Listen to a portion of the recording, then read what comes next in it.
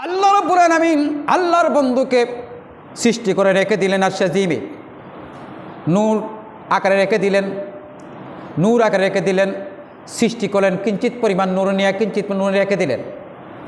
আল্লাহ পাক রব্বুল আলামিন যখন আল্লাহর জাতি নূর থেকে নূর মুবারক নিয়ে আল্লাহ বললেন কুনি মুহাম্মদ, কি বললেন? তোমার নাম রাখলাম কি মুহাম্মদ, জাহির হয়েছে পৃথিবীতে পড়ে। আসমানে নবীজির আরেকটা নাম আছে আহমদ, আছে না নাই?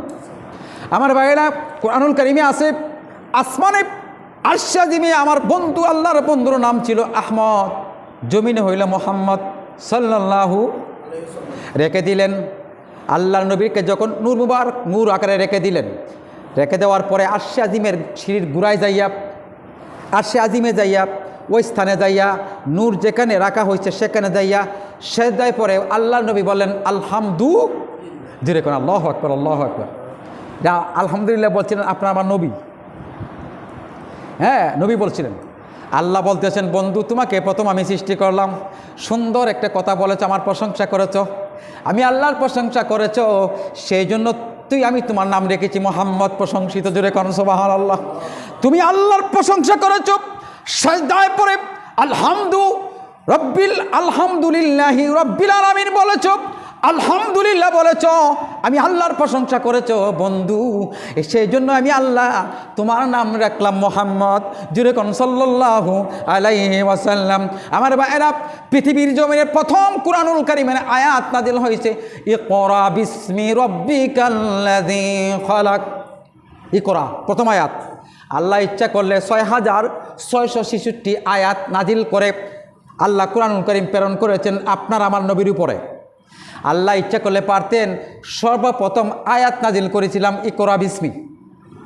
তাহলে আল্লাহ পাক রব্বুল আলামিন এই প্রথম আয়াত না দিয়ে আলহামদুলিল্লাহ দিয়ে কেন শুরু করলেন, সূরা ফাতিহা দিয়ে কেন শুরু করলেন? আল্লাহ বলতেছেন আমি পৃথিবীর কোনো কিছু সৃষ্টি হয় নাই, কাউকে সৃষ্টি করে নাই, কাউকে বানাই নাই, প্রথম বানাইছি আমার বন্ধুর নূর মোবারক, আলহামদুলিল্লাহ বলে, প্রথম বানাইছি আমার বন্ধুর নূর মোবারক। আর আমার বন্ধুর জবান থেকে যে শব্দটা বের হয়েছে আলহামদুলিল্লাহ, আমি আল্লাহ পাক রব্বুল আলামিন আমার নবী প্রথম, আর আমার নবীর প্রথম জবান মুবারক থেকে যে আয়াত বের হয়েছে, যে শব্দটা বের হয়েছে, আমি রব্বুল আলামিন কোরআনুল কারীম শুরু করব সেইটা দিয়া, জোরে কোন সুবহানাল্লাহ। আলহামদুলিল্লাহি রাব্বিল আলামিন, আল্লাহুম্মা সাল্লি আলা সাইয়্যিদিনা মা'adana shafi'ana maulana ma'adallahumma sayyidina muhammadana